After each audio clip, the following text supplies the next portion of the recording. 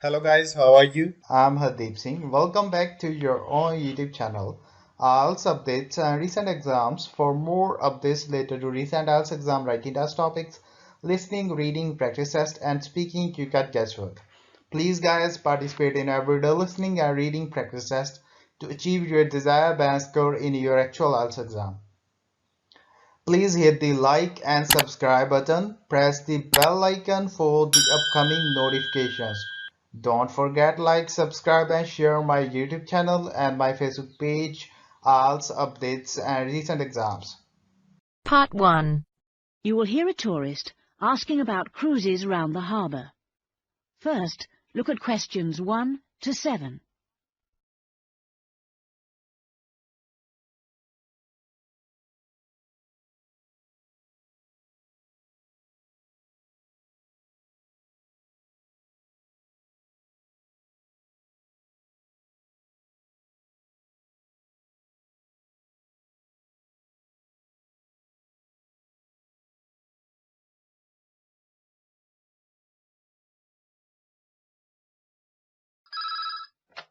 Good morning, Blue Harbour Cruises. How can I help you?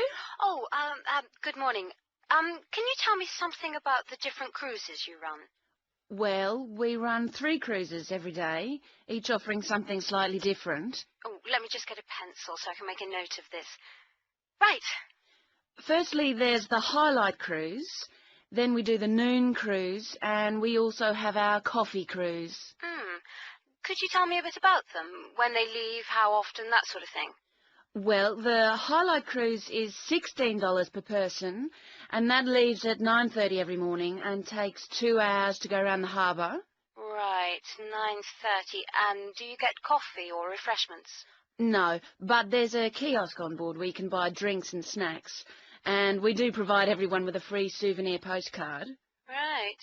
And then there's our Noon Cruise at $42 per person.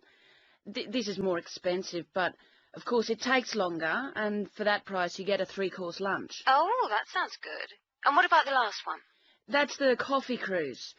Well, that's $25 each. It takes 2.5 hours. When does that leave? At 2:15 daily? And presumably the coffee is included? Yes, and sandwiches are served free of charge. Now you have some time to look at questions 8 to 10.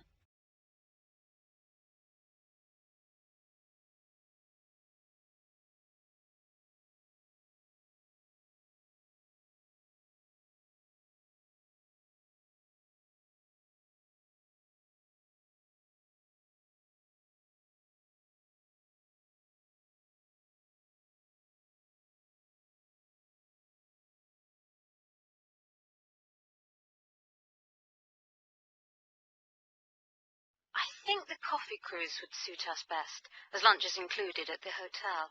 Can I book for 2 people for tomorrow, please? No need to book, just be down at the quay at 2 o'clock. All our cruises depart from jetty number 2. Can you tell me where that is exactly? Yes, number 2 jetty is opposite the shops. It's clearly signposted. Right. And can you tell me, is there a commentary? Yes, there's a commentary on all the cruises. Is it possible to listen to the commentary in Japanese? My friend doesn't speak much English. It's in English only, I'm afraid, but the tour guides usually speak some Japanese, so she'll be able to ask questions. Oh, fine. Oh, and one other thing. I should just mention that it gets extremely hot on the upper deck at this time of year, so it's a good idea to wear a hat. Otherwise, you could get quite badly sunburnt. Right, I'll remember that. Thanks very much. That is the end of part 1. You now have half a minute to check your answers.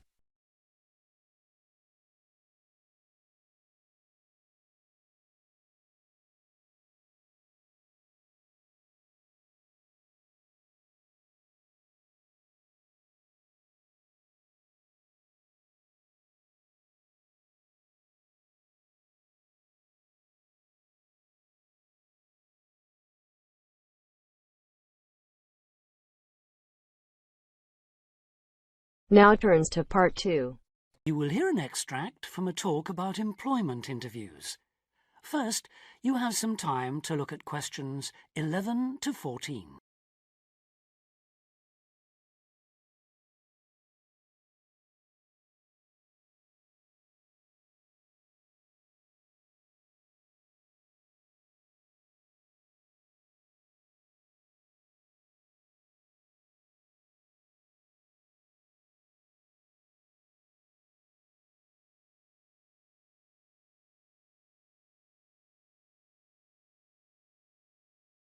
Today I have with me Sandy Richardson of the local Workforce Center, and she'll be talking about that critical step towards the goal of employment, the interview. Sandy, what is an interview for, and what's the best way to approach it? A job interview is simply a meeting between you and a potential employer to discuss your qualifications and see if there is a fit. The employer wants to verify what they know about you and talk about your qualifications. If you have been called for an interview, you can assume that the employer is interested in you. The employer has a need that you may be able to meet, so it's your goal to identify that need and convince the employer that you're the one for the job. As everyone knows, interviews can be stressful, but when you're well prepared, there's no reason to panic. Preparation is the key to success in a job search, and you can begin by collecting together all the documents you may need for the interview, such as extra copies of your resume, lists of references, and letters of recommendation. You could also take some work samples, selecting from what you have designed, drawn, or written, for instance. And make sure you have a pen and pad of paper for taking notes. The next step is to find out about the post. The more you know about the job, the employer, and the industry, the better prepared you will be to target your qualifications. Always request a job description from the employer and research employer profiles at the Chamber of Commerce or local library. You could also try to network with people who work for the company or with employees of companies associated with it. The next step is to match your qualifications to the requirements of the job. A good approach is to write out your qualifications along with the job requirements. Think about some standard interview questions and how you might respond. Most questions are designed to find out more about you, your qualifications, or to test your reactions in a given situation. If you don't have any experience or skills in a required area, think about how you might compensate for those deficiencies. Before you hear the rest of the talk, you have some time to look at questions 15 to 20.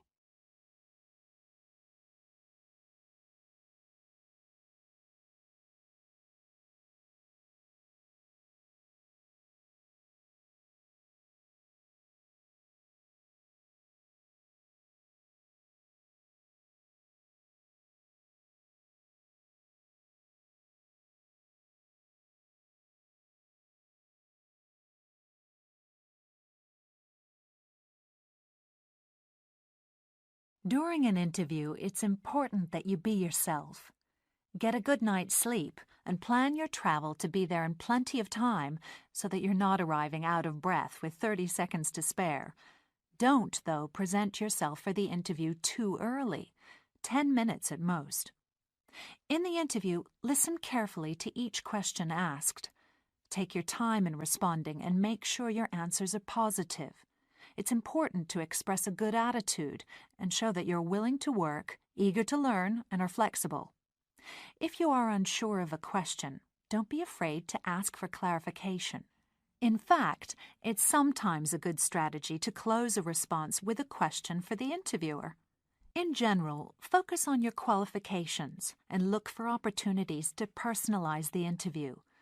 Briefly answer questions with examples of how you responded in comparable situations, from either your life or previous job experiences. Something you should avoid are yes or no responses to questions, but don't dwell too long on non-job related topics. Use caution if you are questioned about your salary requirements. The best strategy is to avoid the question until you have been offered a job. Questions about salary asked before there is a job offer are usually screening questions that may eliminate you from consideration, so be warned.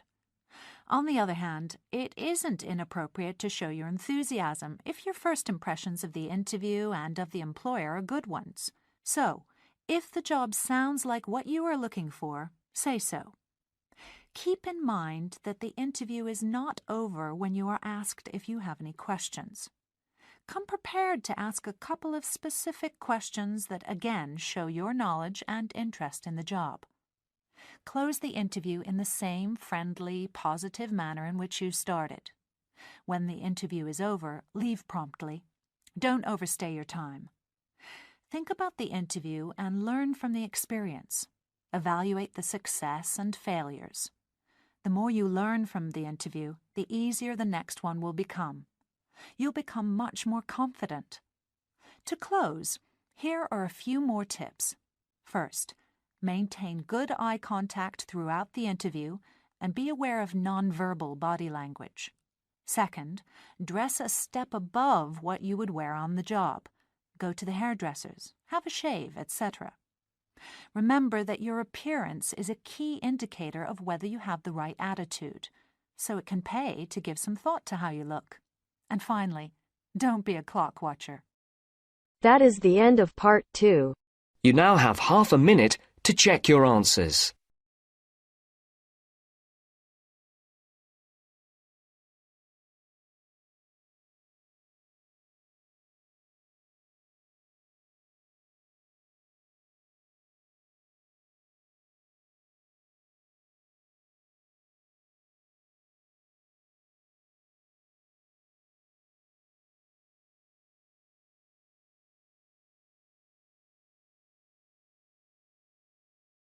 Now turns to part 3. You will hear a student of landscape architecture discussing a project with his tutor. First, you have some time to look at questions 21 to 24.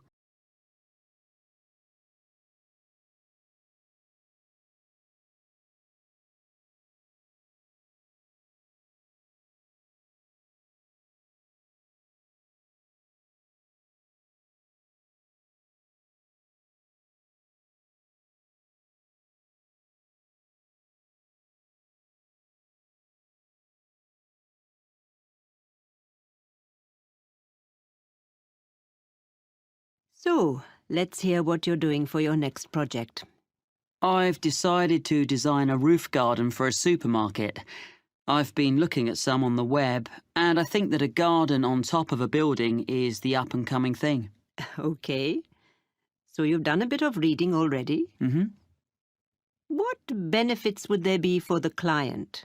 Why do you think a supermarket chain would be willing to meet the expense of construction? You do realize that would be the first thing they raise. Yes, I know. But I'd explain that in spite of the initially high expense, they would save that much in approximately 5 years. Well, I'd have to do sums. I mean, calculate specifically. Yes. How would the saving come about?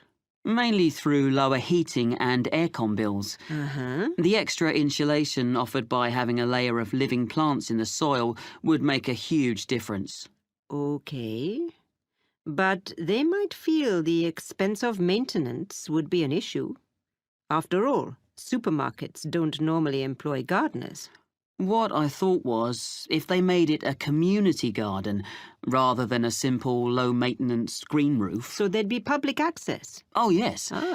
Then there'd be a sense of ownership in the local community, and people could take responsibility for it, instead of the supermarket paying a commercial company, and it'll really boost their public relations. That's a good point. And have you been looking into how roof gardens are built nowadays? I'm still exploring that. But if I take advantage of the latest technologies for roof gardens, it shouldn't be too difficult. But in any case, you have to use lightweight materials. But that's a matter of making the right choices. You can even use quite traditional ones, such as wood, for the planting areas. Yes, that's what I thought. It'll look good, and it isn't too heavy. But for the basic construction, the issue you have to address first is the material used between the building and the garden.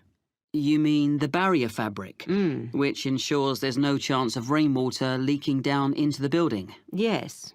Nowadays that is very good and quite easily sourced. Then, on the other hand, there's the business of water within the roof garden itself. You mean drainage?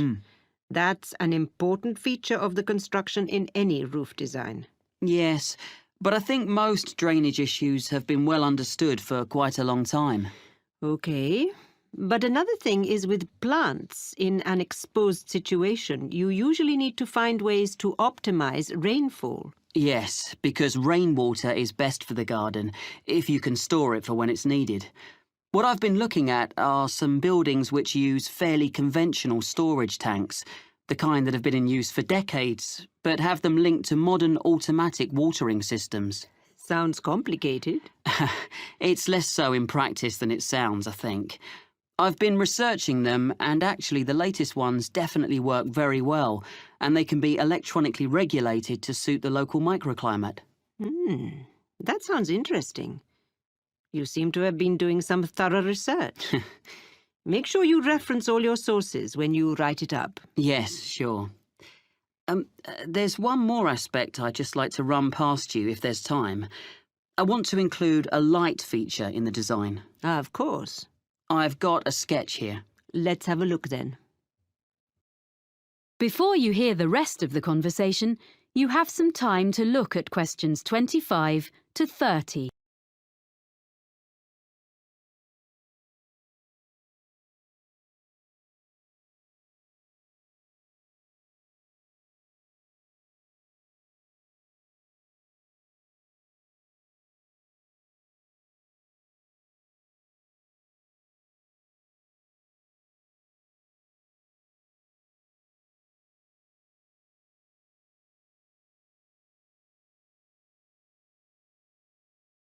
Well, I was really impressed by something I saw on a roof in Cornwall, and I'd like to design something similar. You have an area of planting, and I'm thinking of installing this lighting in an area filled with low-growing evergreen shrubs. You'd have to have lights and things well away from anywhere children might be. But I can see this could be very effective, if a bit complicated. How would it work? On this drawing, this is a section view. You have this low wall on the right. Yes, that's it. This is just one element, and these areas would be repeated all round the planted area. I think this will probably be a wooden wall using reclaimed timbers with an angled ceramic top surface. Perhaps even ridge tiles, like they use on roofs? Ah, yes. That'd be just the sort of thing. And that'd make it weatherproof. And then the heavy-duty electric wiring comes up through the floor just outside the planted area and into the wall. Then it's brought through to a projector low in the side of the wall, and that sends a beam of light along the fibre optic cable. So there's no electricity in the actual lights? The fibre optic goes across the surface of the soil in the planting area? Yes, that's the beauty of it. The shrubs will soon grow to cover it up, of course.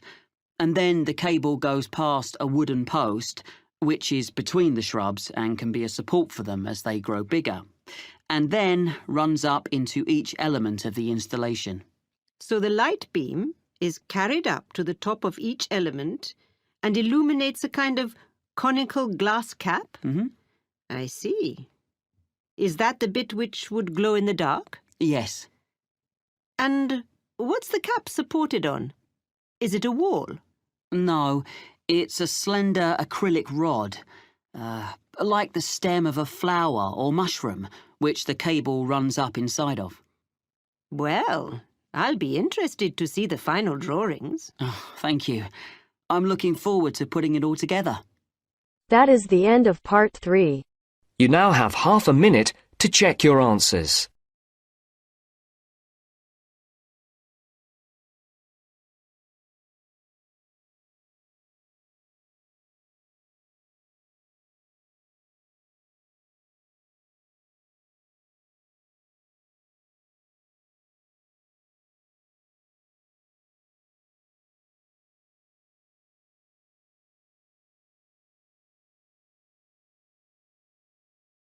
Now turns to part 4. You will hear a geography student giving a presentation about sand to fellow students. First, you have some time to look at questions 31 to 40.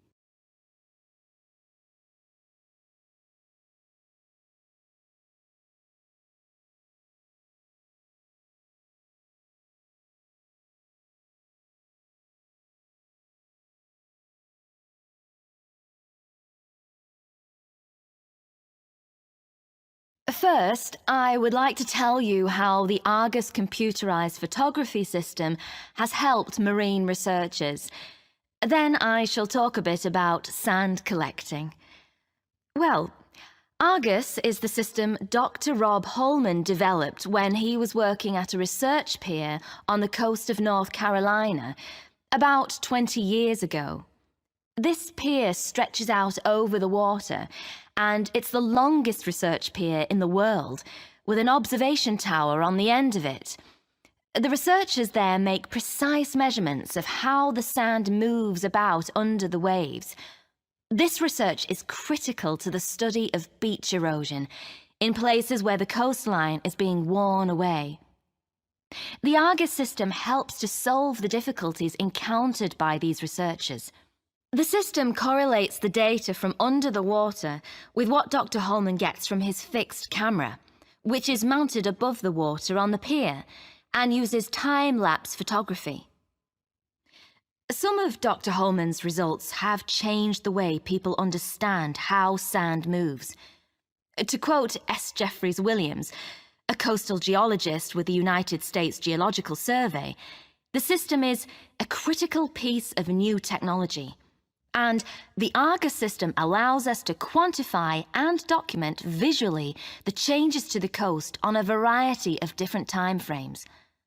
A lot of these take place when there is a storm, or at other times when it is difficult to have people out on the beach making observations and taking measurements. Up to now, Argus installations have been installed in places in Oregon, California, Hawaii, England, the Netherlands, Australia, New Zealand, Spain, Italy, and Brazil, as well as in North Carolina. Now, I'd like to introduce Dr. Holman's sand collection. He started collecting sand in the 1980s, and he still collects it now, even though he has around 1,000 samples. They come from his travels and from geologists and amateurs all over the world, and the collection includes sand from each continent, including Antarctica. People send him sand in envelopes, plastic bags, paper towels, and all sorts. Each is stored in a glass jar, which Dr. Holman labels by latitude and longitude of its origin, as well as he can work them out. Sometimes the information is a bit sketchy. Anyway, it's mainly geology students at the university who study his collection, and they can learn a lot from it. For instance, one set of tubes displays sand from the east coast of the US, so you can see that the sand gets lighter and finer from north to south. By the time a grain of sand eventually washes up on a beach in Florida, at the southern end of that journey, it has been battered by waves for a long time, so the grains are fine and rounded, because most of the time sand is not stationary on the beach. Okay, so if you'd like to collect sand and maybe even send some to Dr. Holman, how should you go about it? Well, the list of equipment is very short and easy to find, but you should keep a supply when you're traveling, as you never know when you'll come across an interesting sand sample. One really handy thing for digging sand, especially if it's hard or frozen, is a spoon. It's perfect for that. If you're travelling by air, it'll have to be plastic, but metal is preferable, as plastic tends to break. You need something to put the samples in that is damp-proof and easy to carry. You can just use plastic bags, but you need to record the location and date on the bag, so you must also have a permanent marker with you, because you can never assume you will remember where you gathered a sample from later on, and you don't want it to rub off before you get home. And that's about all you need in the field to collect sand. When you get home, your samples should be logged in a notebook or computer.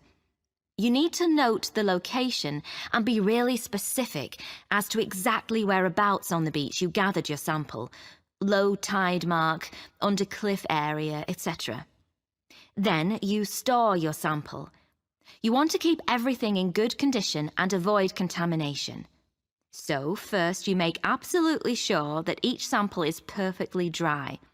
You don't need any complicated apparatus for this. You can just air it out on layers of newspaper, which is suitably absorbent. Most people find that's the best way. Then, lastly, but this is really important, before there can be any chance of confusing this latest sample with another, you put it in a clean small bag or a jar, and you must stick an identification label on straight away. Some people put one inside as well, in case the outer label falls off, but that's up to you. Well, that's about all you need to know to get started as a sound collector. Any questions? That is the end of part 4. You now have half a minute to check your answers. So guys, don't forget like, subscribe and share my YouTube channel and my Facebook page. IELTS updates and recent exams. For more updates related to recent IELTS exam writing test topics, listening, reading, practice test and speaking, you got guesswork. Please guys, participate in everyday new IELTS listening and reading practice tests to achieve your desired band score in your actual IELTS exam. For more IELTS material, visit my official website www.ieltsupdatesandrecentexams.com. The link is given below in the description. If you need PDF files of latest IELTS material, then please join my Telegram channel. So guys, please write your score below the comment section. Again, thanks for listening. God bless you all guys. Stay tuned, stay safe.